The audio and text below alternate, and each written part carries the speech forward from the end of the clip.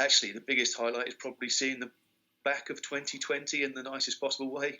I think that says an awful lot about the resilience and the hard work that we put in. So a few highlights for me have been how we have managed to be flexible and adapt and pivot our business model.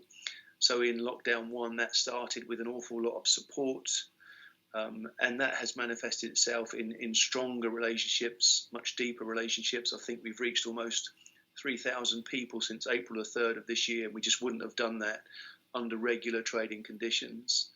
So I think if I reflect on a highlight, for me, it's about flexibility. It says an awful lot about the quality of our team and the clarity of thought that we carry through, that we've still been able to achieve really good client outcomes and have still grown very well as a business in what is an unprecedented year of 2020. And again, just to repeat, Claire, very glad to see the back of it.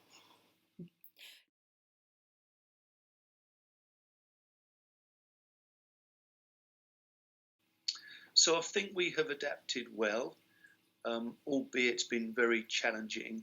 When lockdown one came in and we were pretty well all thinking, how do we handle this? What does it mean for us personally? What does it mean for those that we are responsible for and love and trust? So I think we've adapted well. I think there's an awful lot in there about mindfulness and well-being. And I know these sound terribly cliched, but it's very important, I think, that you start with yourself in this process as the leader and get that bit of separation between what COVID-19 means for you personally and then where you sit as a business leader. That constant adaptation has been with us throughout. And again, it just shows our ability to be agile as a business and be out there to support.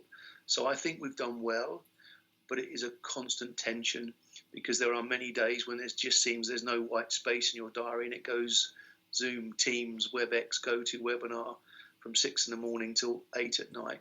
So yeah, I think we've done well, and I think there's more to come. The herd has been growing, yeah, very much so. I'm going to try and list a few people out, which means I'm going to miss a few. I guess some standout recruits for us have been people like Nigel Fox, Ian Duffu and Dave Ewing, who have come in across the country and done very well. Kevin Petley's just started with us. Hugh Griffiths has just started with us. So these are really capable, quality people, quite inspirational people, actually. So they've been very good. I'm particularly pleased with Emmy Faust and Sue Nelson joining, and also Pat Freshwater returning. That women in business agenda for us is significant and incredibly important. So I think those three coming into the team sets us up in a really strong place next year. So yeah, the team is growing, the herd is growing, some very capable and talented people, and we look forward to driving much success to our customers through 2021 and beyond. Yeah, so broadly in two ways, Claire. Around COVID-19, we adapted our agenda to want to survive, stabilise and thrive. So in the first instance, it's been very much being there and providing support to new and existing clients to help them manage themselves, help them manage their cash, help them manage cost, and help them get access to all of the government support that's been out there. As the years moved on then, we've had record months in June and also in November. And that's been helping those business leaders that are really of a mindset that now is the time to push on. So from a sector standpoint, that's been in broadcast, it's been in marketing, it's been in CAD, engineering, data analytics, financial planning and wealth management, construction, payroll, jewellery, and the list goes on. So like the SME market, quite diverse, and no real rhyme and reason to those sectors or size of businesses. Really, it's been about the mindset of the business leader taking this opportunity and wanting to do something different.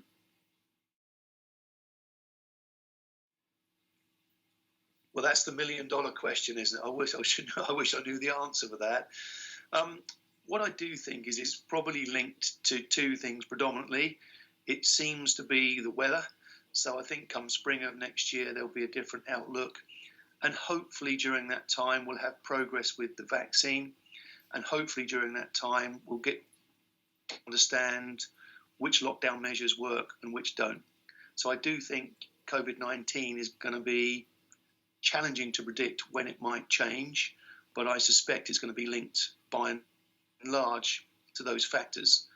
Of course, the other factors that we've got coming in for 2021, key items that I can see on the agenda outside of COVID-19 is Brexit, which we're in the midst of right now. And that's a rolling story and a rolling agenda. And then I think a key theme is going to be back to that ESG type agenda, and that's going to be with us through 2021 and beyond. So I think the market will still remain volatile. I think there will be a level of uncertainty and complexity and ambiguity, that VUCA acronym. I don't think it will be quite as volatile as this year. But anyway, we would see all of those things as a challenge, and that challenge will bring us opportunity. Yeah, I'm looking forward to 2021 just because 2020 has been such a challenging year, and you'd have to believe that anything is an improvement on that. I also think because of the things that we've done in 2020, actually as a business we are set fair. We have shown an ability to adapt and continue to adapt. I think we are particularly relevant in supporting small to medium enterprises in this very volatile time. I think we can show good evidence of that through our case studies, that we are still achieving really strong outcomes for our clients. And as I said previously, for us, a challenging market represents opportunity. There are many tough quarters ahead, but it's the sort of market environment where small to medium enterprises can have great success. The other reason I'm looking forward to 2021 is because we are leading with two core propositions around Thrive and around Breakthrough.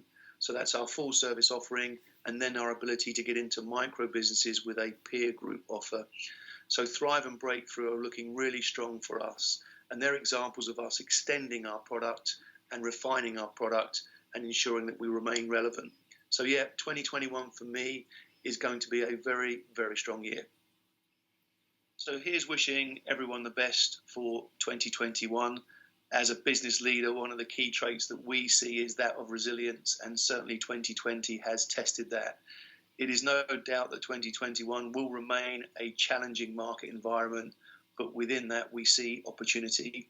So for those business owners that are up for doing something different, that are up for doing the next phase of your journey, if you like, I think 2021 is a really good time to start that. Thank you to all the people that we work with. Thank you to the herd. Thank you to our clients. Thank you to our partners, particularly St James's Place. And we look forward to doing much more with you in 2021.